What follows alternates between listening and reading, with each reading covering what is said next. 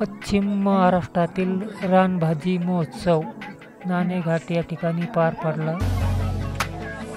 या ठिकाणी आदिवासी बांधवांनी रानातील विविध प्रकारच्या भाज्या विक्रीसाठी प्रदर्शनासाठी या ठिकाणी आणल्या होत्या। पाहू शकता।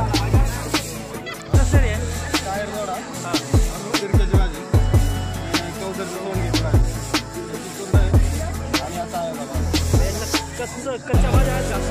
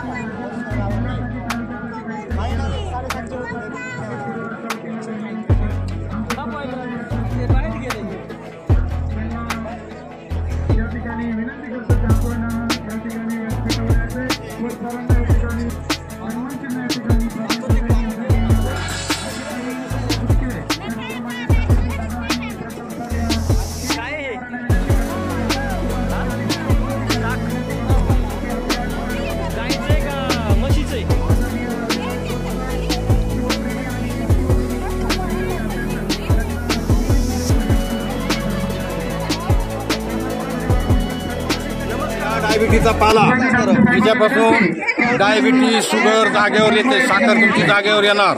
जे टोपलं भाकरी ठेवायचे, टोपलं भाकरी ठेवायचे, हा डायबिटीचा हे पावडर केलेली, याच पाल्याची पावडर आहे का? याच पाल्याची पावडर ही महिनाभर घेतल्यावर तुमची साखर जागेवर येणार। बेडकीचा पाला आहे का? हा बेडकीचा पाला।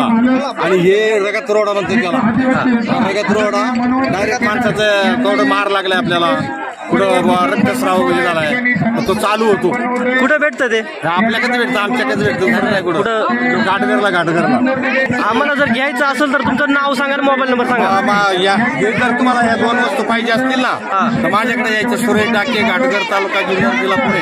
माझा मोबाईल नंबर आहे 93-76-47-75। माझ्याकडे 12 महिने असते, 12 महिने ठेवतो मी। माझ्याकडे भरपूर गिरायक येतात आणि खात्रीने घेऊन जातात।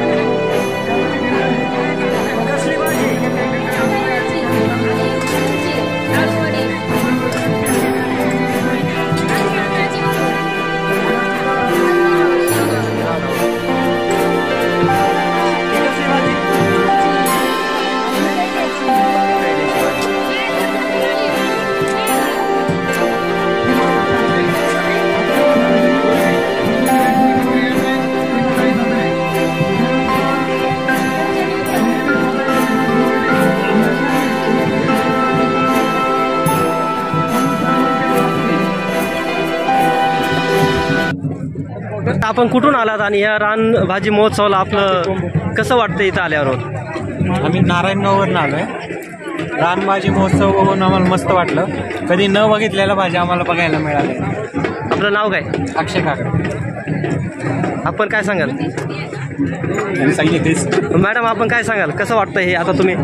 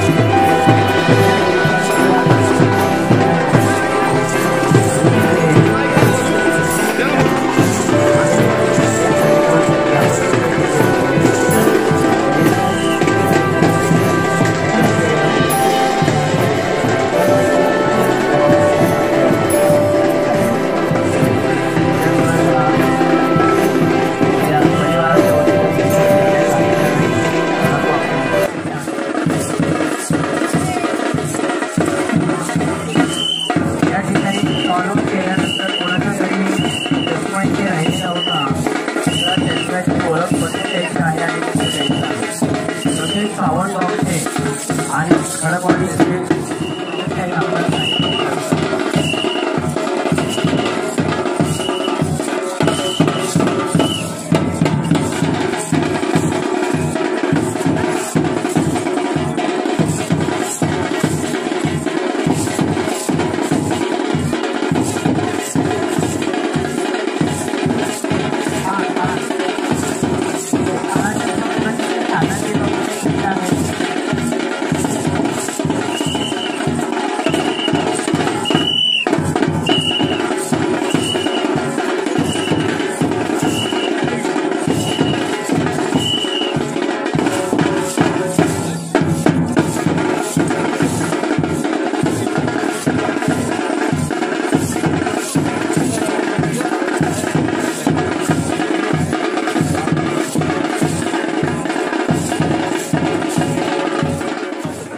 हे आपल्या इकडे इथं तुमच्या इथेच पिकते नाही याला काय म्हणतात हे कसं आहे ना नायता घसकरान त्याच्यावरून आहे आणि एक सांदेवाल ही राहत नाही जास्त खात नाही ना तोंडाला मळमळ त्याच्यावरून आहे चालून मालू मेंगाल गाव शिष्यवाडी कोकणा म्हणजे टोकवड्याच इकडं